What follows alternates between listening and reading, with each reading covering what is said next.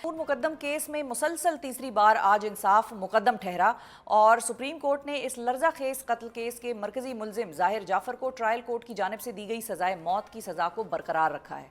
Justice Hashim काकड़ की इस सरबराही में सुप्रीम कोर्ट के 3 रुकनी बेंच ने मुजरिम जाहिर जाफर की सजा के खिलाफ अपील पर आज फैसला सुनाया है और कत्ल के इल्ज़ाम में सजा को बरकरार रखा है।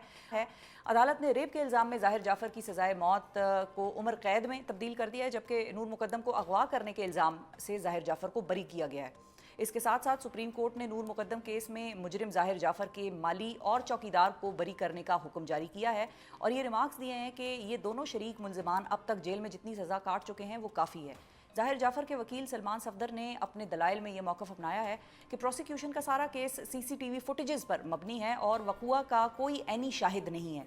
इस पर जस्टिस हाशिम काकड़ ने रिमार्क्स दिए कि जिस CCTV फुटेज पर वकील सफ़ाई एतराज़ उठा रहे हैं उसको वो खुद ट्रायल के दौरान तस्लीम कर चुके हैं, जबकि पंजाब फोरेंसिक साइंस लेबॉर्ट्री भी ये करार दे चुकी है कि ये फुटेजेस टेम्पर्ड नहीं हैं। वकील इस्तिगासा ने अपने दलाइल में मौक़िफ़ अपनाया कि रियासत चाहती है इस केस में सख्त से सख्त सज़ा दी जाए क्योंकि इस केस में किया गया कत्ल मुआशरे के कमज़ोर तबके के खिलाफ जुर्म है। जुलाई 2021 में 27 साला नूर मुकद्दम को उसके दोस्त और मरकजी मुलजिम जाहिर जाफर ने इंतहाई बेदर्दी से इस्लामाबाद में अपनी रिहाइशगाह पर कत्ल किया था, जिसके बाद फरवरी 2022 में इस्लामाबाद के सेशंस कोर्ट ने जाहिर जाफर को सजाए मौत सुनाई थी, जबकि मार्च 2023 में इस्लामाबाद हाई कोर्ट ने ट्रायल कोर्ट के दिए गए फैसले को बरकरार रखा था और आज सुप्रीम कोर्ट ने भी जाहिर जाफर की सजाए मौत बरकरार रखी है।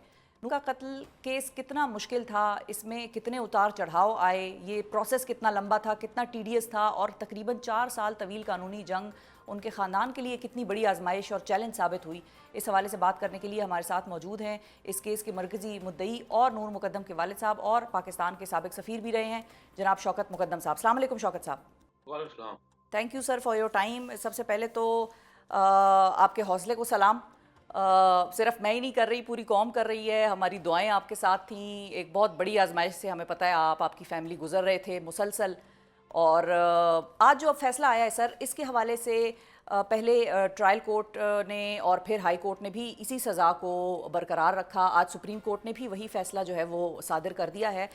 थोड़ी बहुत माइन्यूटली उसमें चेंजेस तो की गई हैं, लेकिन बहरहाल जो फैसला आया कि सज़ाए मौत का मुलजिम जो है ये मुजरिम हकदार है, इससे आप मुतमईन हैं? आपको लगता है आपको, नूर को, आपके ख़ानदान को इंसाफ मिला है? थैंक यू वेरी मच जी। हम मुतमईन हैं और ये एक तवील सफ़र था, बहुत पेचीदा, बहुत पेनफुल सफ़र था मेरे लिए, मेरी फैमिली के लिए, मेरी वाइफ के लिए, मेरे बच्चों के लिए। और लेकिन ये कानून के तकाज़े पूरे किए गए और यहाँ ट्रायल कोर्ट में जो सेशन कोर्ट था वहाँ बहुत फेयर ट्रायल दी गई। हाई कोर्ट में भी बहुत हर चीज़ को छानबीन के देखा गया और सुप्रीम कोर्ट में अल्हम्दुलिल्लाह आज उसको मुजरिम को सज़ाए मौत सुनाई है। तो हम मुतमईन हैं, अल्लाह का शुक्र करते हैं।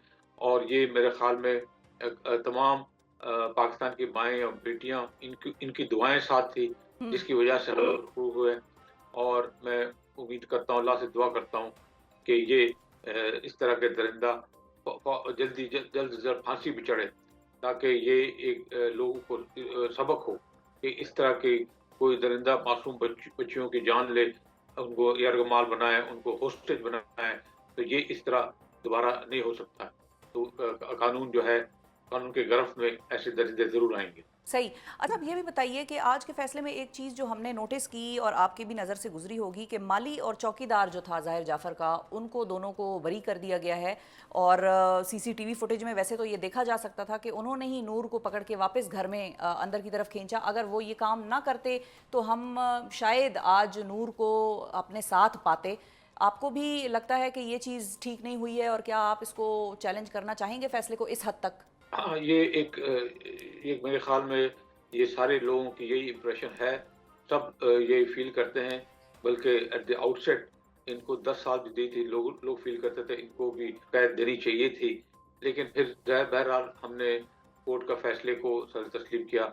लेकिन मैं समझता हूँ कि ये जो इनको बरी करने के बजाय इनको अगरचे तो इनको कम से कम 10 साल पूरा कंप्लीट करने देना चाहिए था। तो ये मेरी नहीं, तकरीबन सब लोगों की यही फीलिंग है। तो बहरहाल जो कोर्ट का फैसला है, हम इसको ये करेंगे, हम इसको तस्लीम करेंगे। और जो है मेन मरकज़ी मुजरिम जो है, उसको ज़रूरी है कि उसको फांसी चढ़ी जाए, और ये सबसे इम्पोर्टेंट हमारे लिए है। सही है। अच्छा शौकत साहब ये भी बताइए कि ट्रायल कोर्ट से लेकर सुप्रीम कोर्ट तक की जो भी कानूनी जंग थी आपने लड़ी, वो कितनी मुश्किल थी और क्या कभी उस दौरान कुछ ऐसे लम्हात आए कि जब आपको लगा हो कि ये लड़ाई बहुत मुश्किल हो गई है, या आप थ्रू आउट द प्रोसेस मुतमईन रहे हैं? नहीं, बहुत कठिन, बहुत मुश्किल वक़्त था, इसलिए कि ये जो है पुरानी कचहरी जो थी F8 में, पता नहीं आप लोग जी, हमने जी। तो कभी देखी नहीं थी, हम किसी कोर्ट कचहरी से गुज़रे नहीं थे, हमारा पहला एक्सपीरियंस था लाइफ़ में, तो ये बहुत बुरा हाल था पुरानी कचहरी का। अब तो ख़ैर बहुत बेहतरीन अच्छी कचहरी बन गई है। यहाँ ना बैठने की जगह थी, ना खड़े होने की जगह थी, तो ना कोई जो दूसरे यूटिलिटीज़ कोई सहूलत थी सही, कैंटीन-वैंटीन इस तरह कोई ख़ास नहीं थी। तो बहुत डिफ़िकल्ट टाइम था, लेकिन मैं जो पहले भी मैं और जगह बता चुका हूँ कि यहाँ जो एडिशनल सेशन जज थे अता रब्बानी साहब, उन्होंने बहुत फेयर ट्रायल दी है, और पूरा जो डिफेंस टीम थी वो इस्लामाबाद के अलावा लाहौर या दूसरी जगहों से आते थे, उनको जो डेट मांगते थे वो उनको देते थे, और जो है हर चीज़ फॉरेंसिक और साइंटिफिक तरीकों से ट्रायल कंडक्ट की गई। मैं भी बहुत हैरान हुआ कि भाई इस तरह के चीज़ें हैं हमारे पास, तो हम इससे, या सीसीटीवी फुटेज की लोग बात करते हैं, सीसीटीवी फुटेज जो है कंप्लीट फोटोग्रामिक टेस्ट से इसको रिकन्फर्म किया। वही आदमी है, वही शक्ल है, और ये इस्लामाबाद के अलावा लाहौर में बड़ी स्पेशलिस्ट लेबोरेटरीज़ हैं, तो वहाँ से भी चेकअप हुआ। तो सारी चीज़ें कोलेट की गई हैं, सारी एविडेंसेस साइंटिफिक तरीके से जो हुई हैं, और ये जो है उसको जो सलाहें दी हैं, तो वो बल्कि, लेकिन वहाँ शुरू में ये भी फ़ील हो रहा था कि माँ-बाप को ये सज़ा मिलनी चाहिए थी, क्योंकि वो भी बेशक कराची में थे, लेकिन आजकल जो है ना सीसीटीवी कैमरा जो है वो आपके मोबाइल में, आप कराची में बैठे हो, लंदन में बैठे हो, आपको सब पता चलता है आपके घर में क्या हो क्या रहा है। हो रहा है? बिल्कुल। At that time trial court में भी most of the people felt, और ये एक जनरल ओपिनियन था कि भाई माँ-बाप पे होना चाहिए था। लेकिन बहरहाल जो कोर्ट के डिसीजन है, हम उस पे मुतमईन जो हैं, हम उसको वो करेंगे, तस्लीम करेंगे। और हाई कोर्ट में अतर मिल्ना साहब चीफ जस्टिस थे, उन्होंने बहुत कंडक्ट की बहुत सही तरीके से, और आमिर फारूक साहब ने, और अभी सुप्रीम कोर्ट भी जो है 3 मेंबर बेंच जो है, मैं उनको भी सलाम पेश करता हूँ। उन्होंने बहुत शॉर्ट नोटिस में काम किया। चीफ जस्टिस याया अफरीदी साहब ने मेरे ख्याल में चीज़ें जो पुरानी पेंडिंग केसेस जल्दी हो गई, और चीफ जस्टिस काकर साहब की हेड में जो 3 मेंबर बेंच थी, अली बाकर नकवी साहब और इश्तियाक इब्राहिम साहब, और तो उन्होंने पहले ही दिन, मैं तो इस्लामाबाद से बाहर हूँ, पहले दिन बताया सब कि भई ये कोई डिले नहीं होगी, और 12 तारीख को उन्होंने साफ कह दिया था, चाहे जज मरे खुदा ना खास्ता, या लॉयर मरे खुदा ना खास्ता, तो या कोई ऐसी अर्थ शेकिंग इवेंट हो तो फिर चेंज होगी, वरना ठीक है। There will be no change in the day. हुँ। ये बड़ी इम्पोर्टेंट डेवलपमेंट है पाकिस्तान की जुडिशरी में, और ये एक खुशाइन बात है कि पहले लोग जो है ना 10-10 साल, 15-15 साल बोलते थे, हमारी तारीख ही नहीं लगी। सुप्रीम कोर्ट में 15 साल हो गए, 20 साल हो गए। तो ये मेरे ख्याल में एक जो है जुडिशरी पे बहुत सवालिया निशान था। तो ये मेरे ख्याल में ये एक टेस्ट केस था, जो अल्हम्दुलिल्लाह आज सही हो गया। अच्छा शौकत साहब ये बताइए कि जो मुजरिम है ज़ाहिर जाफ़र, उनकी फैमिली की जानिब से आपको किसी मौके पर कोई प्रेशराइज़ किया गया कि भई माफ़ कर दें, या केस से पीछे हट जाएं, या कोई और किसी किस्म की कोई ऑफ़र्स की गई? दियत का मामला भी अक्सर इस तरह के केसेस में डिस्कस होता है दो पार्टीज़ के दरमियान। आपको किसी तौर पर उन्होंने कोई प्रेशराइज़ किया इमोशनली या अदरवाइज़ कि भई इससे आप पीछे हट जाएं, ये ना करें? प्रेशराइज़ तो ख़ैर कोई नहीं कर सकता मुझे इंशाल्लाह, लेकिन वो थर्ड पार्टी से कोई 1-2 ऐसे मैसेजेस मुझे आई थी कि भई कोई हो जाए कि मतलब, तो मैंने कहा कि सवाल ही पैदा नहीं होता, किसी सूरत में मैं कॉम्प्रोमाइज़ नहीं करूँगा, क्योंकि सिर्फ़ ये मेरी बेटी का सवाल नहीं है, पाकिस्तान की तमाम बेटियों के लिए मैं खड़ा हूँ, और मैं उनके साथ कॉम्प्रोमाइज़ नहीं कर सकता, किसी सूरत में कॉम्प्रोमाइज़ नहीं करूँगा मैं। तो फिर मैंने अलग-अलग इस तरह अलग-अलग चैनल्स में, अलग-अलग फ़ोरम पे ये मैसेज उनको बड़ी क्लियर कट दे दी थी कि कोई किसी सूरत में कॉम्प्रोमाइज़ नहीं होगी। बस इसमें मीडिया का एक बहुत साथ रहा। मेरे ख़्याल में I am very grateful to media, mainstream media, print media, social media, सब ने आपने अपने बहुत साथ दिया और वरना लोगों को पता नहीं चलता कुछ। तो लोगों को आप बताते रहे, चीज़ों को अपडेट करते रहे, इससे बहुत फ़र्क पड़ा। तो लोगों में उजागर हुई है लोग। तो I am extremely grateful to the media और सारे नूर के दोस्तें, सहेलियाँ सब खड़ी हो गई हैं। तो ये एक कॉज़ था, सब लोग फ़ील करते थे, उनकी अपनी अपनी बेटी का मसला है ये। तो इस वजह से मेरे ख़्याल में जो है ट्रायल जो 4 साल तो लग गए, लेकिन फिर भी ओवरऑल मैं समझता हूँ कि इतनी देर नहीं जो पहले बिल्कुल, हुआ।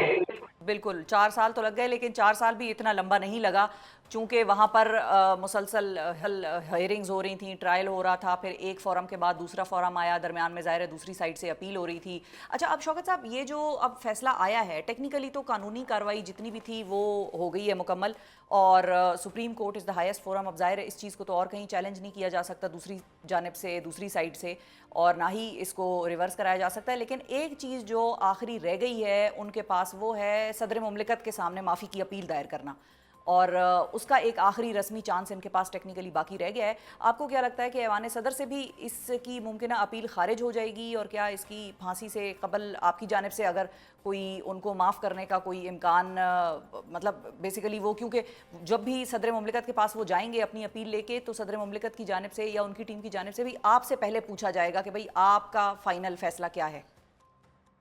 जी, जी, हाँ, मतलब ये प्रोसेस है, क्योंकि सेशन कोर्ट का, हाई कोर्ट का, सुप्रीम कोर्ट और प्रेसिडेंट का क्लेमेंसी का की एक अपील की होती है गुंजाइश। लेकिन ये बात मुझे पूरी उम्मीद है और अल्लाह से दुआ है कि सदर मुमलिकत भी जब देखेंगे कि भाई 3 कोर्ट्स ने दिया है फांसी फांसी, तो मेरे ख्याल में उनका कोई जवाब नहीं होगा कि ऐसे दरिंदों को फांसी दें।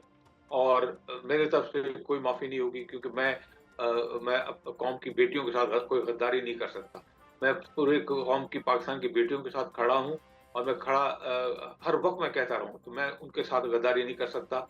और सदर मुमलिकत की भी 2 बेटियाँ हैं माशाअल्लाह, तो और वो भी ये सोचेंगे ज़रूर कि ऐसे ऐसे दरिंदों को मैं माफ़ नहीं करूँ, क्योंकि मेरी भी 2 बेटियाँ हैं।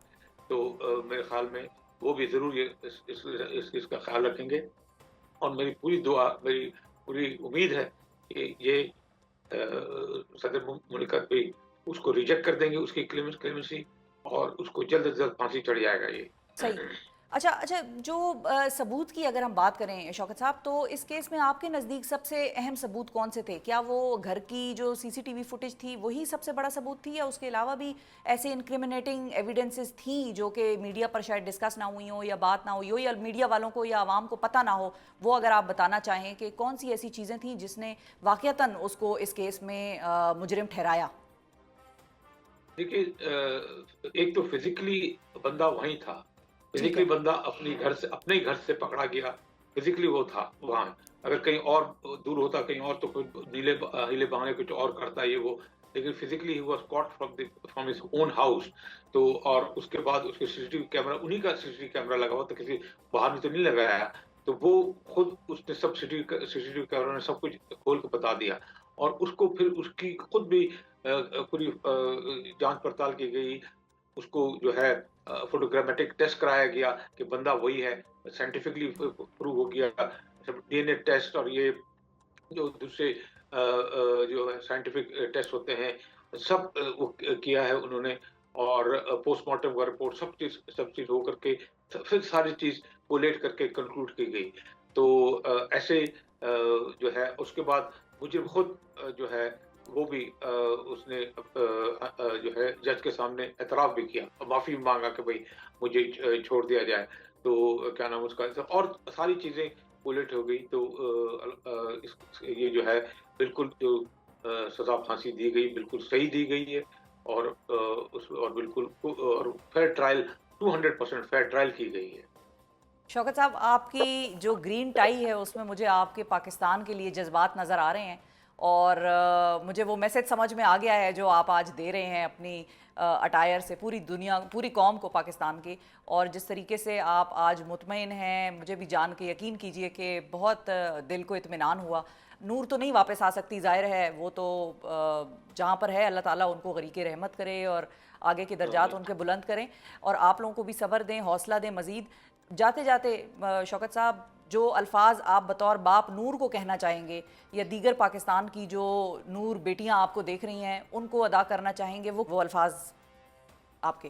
बस मैं यही कहना चाहूँगा कि जो पाकिस्तान की ख़वातीन हैं, पाकिस्तान की बेटियां हैं, पढ़ी लिखी हैं, बाशऊर हैं, और वो है जिनकी ऐसी कौम है जहाँ से प्राइम मिनिस्टर बनी है, 2 बार जेट फाइटर उड़ाती हैं, फॉरेन मिनिस्टर बनी है, स्पीकर बनी है, तो बहुत सलाहियतें हैं पाकिस्तान के ख़वातीन में। तो ये 50% आबादी जो है वो खौफ की ज़िंदगी नहीं गुजार सकती। इनको मर्दों के साथ शाना बशाना खड़े होना पड़ेगा, और ये एक इवेंट है, ये एक दर्दनाक कहानी है, लेकिन इंसाफ हुआ है, तो आपको किसी चीज़ से घबराने की ज़रूरत नहीं है। आप अपनी तालीम हासिल करें, आप हर शोबे में आएँ, और इंशाअल्लाह सारी कौम आपके साथ खड़ी होगी। तो और आपको तहफ़्फ़ुज़ देना हर हुकूमत जो है और सोसाइटी का फ़र्ज़ है। तो ये मैं आपको सबको मैसेज देना चाहता हूँ, और नूर मुक़द्दम ने अपनी इज़्ज़त आबरू बचाने के लिए अपनी जान दे दी, ताकि आप लोग को एक तहफ़्फ़ुज़ हो और आप लोग को यकीन हो कि कानून से कोई बालातर नहीं है।